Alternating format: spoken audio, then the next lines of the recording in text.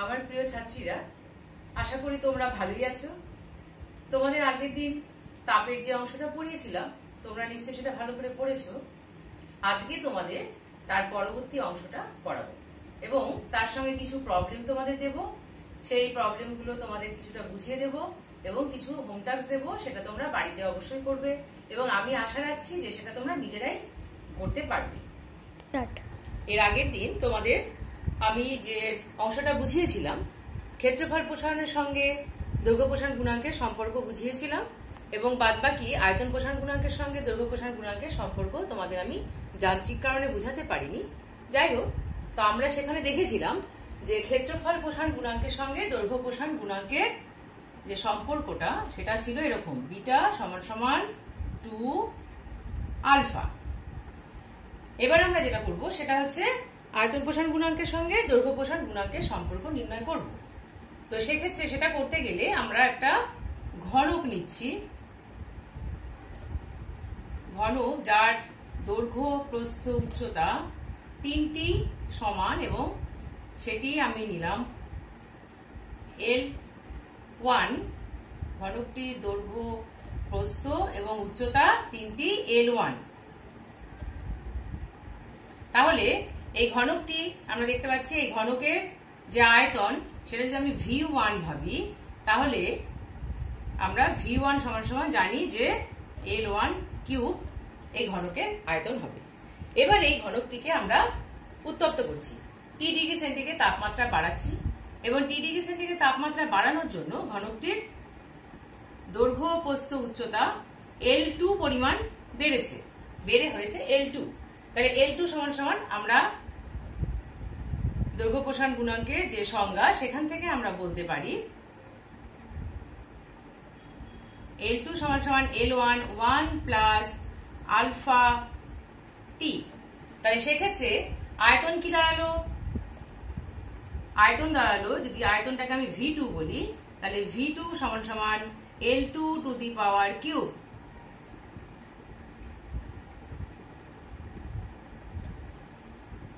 One plus alpha t whole to the power cube. একই রকম ভাবে আগের মতো করে আমরা এটাকে ভাঙাবো, L1 cube 1 cube plus 3 1 square alpha t plus 3 1 alpha square t square plus alpha cube t cube. তাহলে এখানে আমরা দেখতে পাচ্ছি আলফা এর মান খুব কম, তাহলে alpha square t square alpha cube t cube এই দুটো রাশিকে আমরা নেগলেক্ট করতে পারি। তাহলে সেক্ষেত্রে আমরা এইটুকু রাশিকে আমরা রাখবো, 1 প্লাস 3 আলফা টিকে রাখবো। আর L1 কিউব সমান সমান আমরা দেখতে পাচ্ছি যে L1 কিউব সমান সমান হচ্ছে V1। তাহলে আমাদের রাশিটা দাঁড়ালো V1 ইন্টু 1 প্লাস 3 আলফা টি। আবার আমরা আয়তন প্রসারণ গুণাঙ্কের যে সংজ্ঞা সেখান থেকে আমরা এটা লিখতে পারি, গামা সমান সমান V2 minus V1 by V1 T2 minus T1।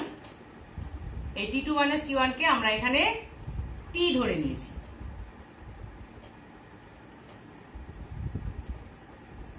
তাহলে সেখান থেকে আমরা বলছি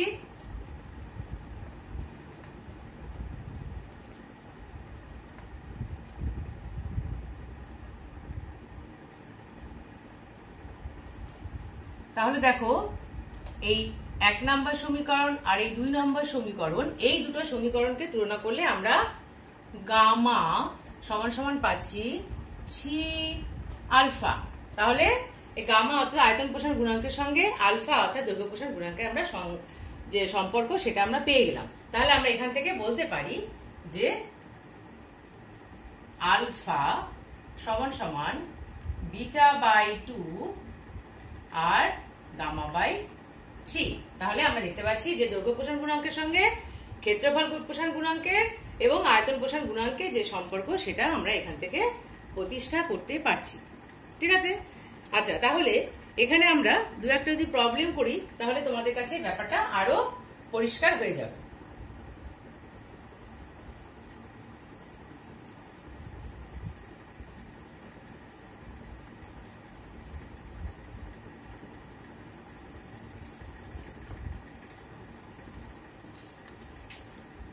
যেমন ধরো 20 ডিগ্রি সেন্টিগ্রেড উষ্ণতায় একটি ইস্পাত দণ্ডের দৈর্ঘ্য 1.5 মিটার। দণ্ডটিকে 100 ডিগ্রি সেন্টিগ্রেড পর্যন্ত উত্তপ্ত করলে দৈর্ঘ্য কতটা বাড়বে? তাহলে সেক্ষেত্রে আমরা কিভাবে দৈর্ঘ্য কতটা বাড়বে বের করব?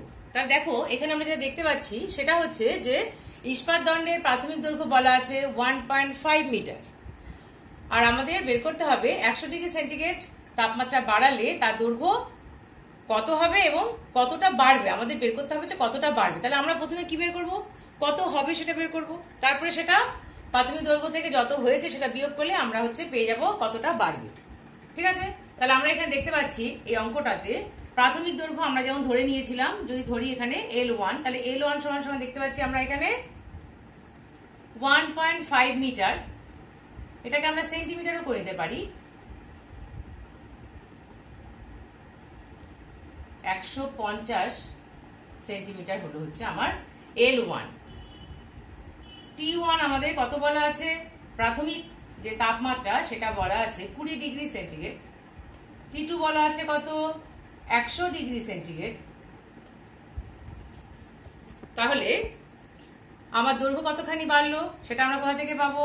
সেটা আমরা জানি দৈর্ঘ্য প্রসারণ গুণাঙ্ক আলফা সমান সমান L2 minus L1 by L1 T2 minus T1। তাহলে এখানে যদি তুমি সবগুলো মান বসাও, দেখো তুমি এখান থেকে কিন্তু L2 মাইনাস L1 এই রাশিটা কিন্তু আমাদের বের করতে বলেছে। তাহলে আমরা এখানে আলফার মান আমাদের বলা আছে ইস্পাতের দৈর্ঘ্য প্রসারণ গুণাঙ্ক 11 ইন্টু 10⁻⁶। তাহলে এই মানটা তুমি এখানে যদি বসাও তাহলে তুমি কি পাচ্ছ? Alpha L1 T2 minus T1।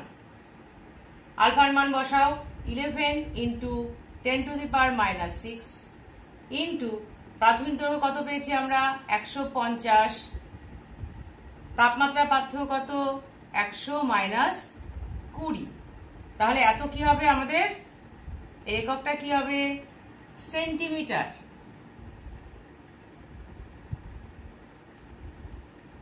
ঠিক আছে, তাহলে এবার এটা তুমি ক্যালকুলেশন করে খুব সহজেই এই মানটা বের করতে পারবে। আচ্ছা, এবার যেটা তোমাদের আমি দেব সেটা হচ্ছে তোমাদের এই ক্যালকুলেশনটা তোমরা বাড়িতে করবে, করে মানটা বের করবে। আর তোমাদের যেটা আমি হোম টাস্ক দেব সেটা তোমরা লিখে নাও, এটা তোমরা বাড়িতে করবে। দেখো 0 ডিগ্রি সেন্টিগ্রেড উষ্ণতায় একটি সীসার বুলেটের আয়তন 25 সেন্টিমিটার কিউব। 98 ডিগ্রি সেন্টিগ্রেড উষ্ণতায় এর আয়তন 0.021 সেন্টিমিটার কিউব বেড়ে গেল।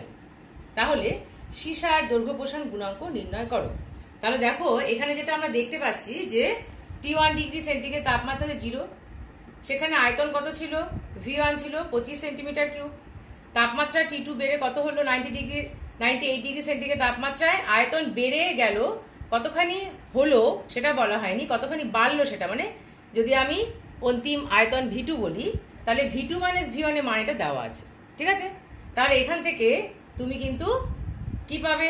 আয়তন প্রসারণ গুণাঙ্কের মানটা খুব সহজেই পেয়ে যাবে, কারণ গামা সমান সমান আমরা জানি যে V2 minus V1 by V1 T2 minus T1। সেখান থেকে তুমি V2 মাইনাস V1টা পেয়ে যাবে এবং গামার মানটা পেয়ে যাবে, এবং যেই তুমি গামার মান পেলে সঙ্গে সঙ্গে আমরা জানি যে আলফা সমান সমান গামা বাই 3। তাহলে সেখান থেকে আমরা কিন্তু দৈর্ঘ্য প্রসারণ গুণাঙ্ক আলফার মান খুব সহজেই পেয়ে যাব।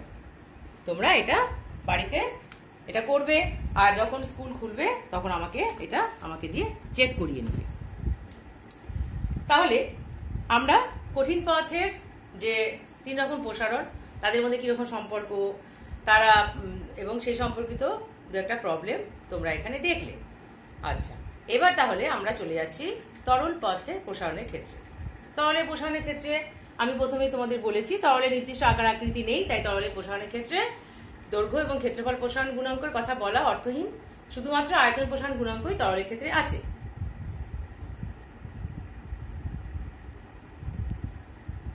আয়তন প্রসারণ গুণাঙ্কের যখন আমরা কিছু বের করতে যাই এবং দেখা গেছে যে দৈর্ঘ্য প্রসারণ গুণাঙ্কে যখন আমরা কোনো পদার্থের দৈর্ঘ্য উত্তপ্ত করছি তখন কঠিন পদার্থের দৈর্ঘ্য যতখানি বাড়ে বা আয়তন যতখানি বাড়ে সেই তুলনায় কিন্তু তরল পদার্থের আয়তন 10 গুণ বৃদ্ধি পায়।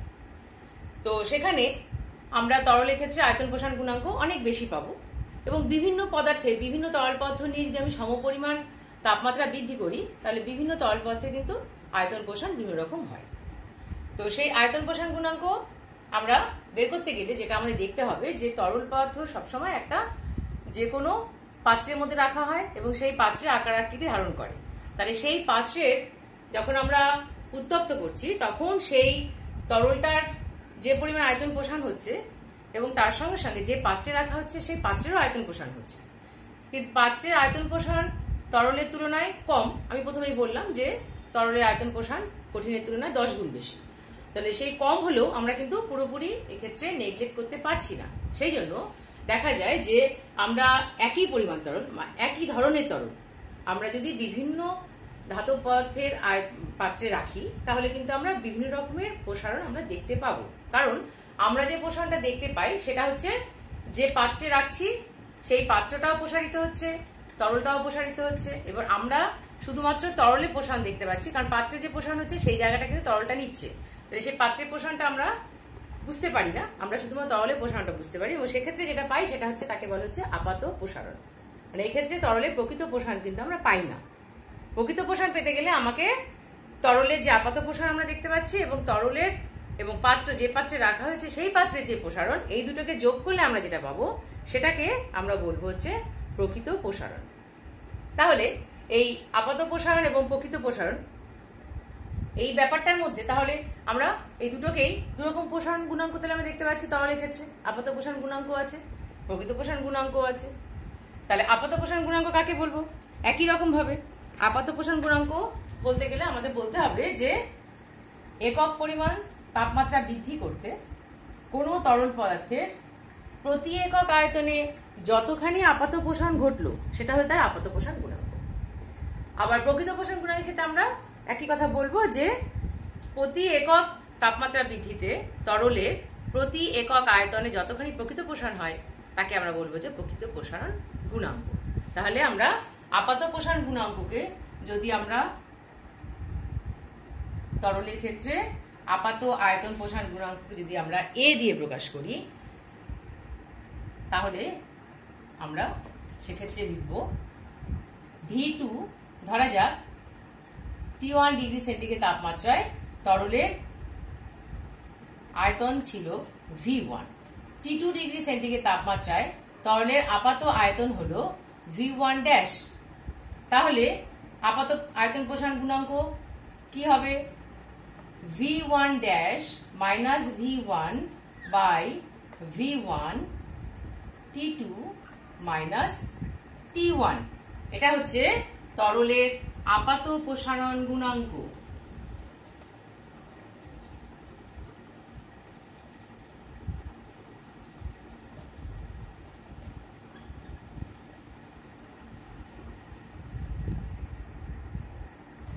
একই রকম ভাবে তরলের T1 তাপমাত্রায় আমরা আয়তন তো V1 ধরেই নিয়েছি, T2 তে ওই তরলটির প্রকৃত আয়তন যদি V2 হয় সেক্ষেত্রে প্রকৃত প্রসারণ গুণাঙ্ক কি হবে? এটা যদি আমরা গামা R দিয়ে প্রকাশ করি তাহলে সেটাকে আমরা লিখব V2 minus V1 by V1 T2 minus T1।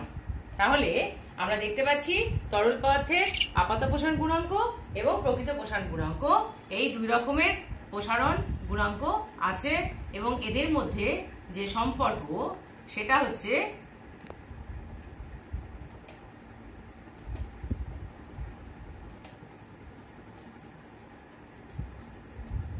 প্রকৃত প্রসারণ গুণাঙ্ক সমান সমান হচ্ছে আপাত প্রসারণ গুণাঙ্ক প্লাস পাত্রের প্রসারণ গুণাঙ্ক।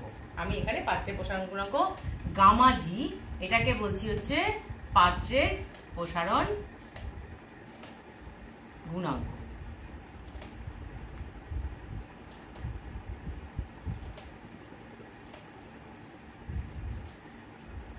তরলের ক্ষেত্রে আমরা এইভাবে আপাত প্রসারণ গুণাঙ্ক, প্রকৃত প্রসারণ গুণাঙ্ক এবং পাত্রের প্রসারণ গুণাঙ্ক, এই তিনটের মধ্যে সম্পর্ক এভাবে আমরা পাই। এবং এখানে আমরা দেখতে পাচ্ছি যে আপাত প্রসারণ গুণাঙ্ক হচ্ছে পাত্রের, যে পাত্র তার প্রকৃতির উপর নির্ভর করছে, সেখানে আপাত প্রসারণ গুণাঙ্ক কিন্তু তরলের নিজস্ব বৈশিষ্ট্য নয়, কিন্তু প্রকৃত প্রসারণ গুণাঙ্ক শুধুমাত্র তরলের নিজস্ব বৈশিষ্ট্য। কারণ আমরা যে পাত্রে রাখি না কেন তরলের, এটা কিন্তু যে কোনো যে তরলটা আমি নেব সেক্ষেত্রে এর মানটা কিন্তু ফিক্সড, স্থির। এটা কিন্তু পাত্রের উপর নির্ভর করে না। সেটা প্রকৃত প্রসারণ গুণাঙ্ক তরলের নিজস্ব বৈশিষ্ট্য, কিন্তু আপাত প্রসারণ গুণাঙ্ক তরলের নিজস্ব বৈশিষ্ট্য নয়, এটা পাত্রের উপর নির্ভর করে। তাহলে তোমাদের তরলের প্রসারণ গুণাঙ্ক তোমরা জানলে। এর পরের দিন তোমাদের আমি গ্যাসের প্রসারণ গুণাঙ্ক এবং পরবর্তী তাপের যে জিনিসগুলো আছে সেগুলো নিয়ে তোমাদের সঙ্গে আলোচনা করব।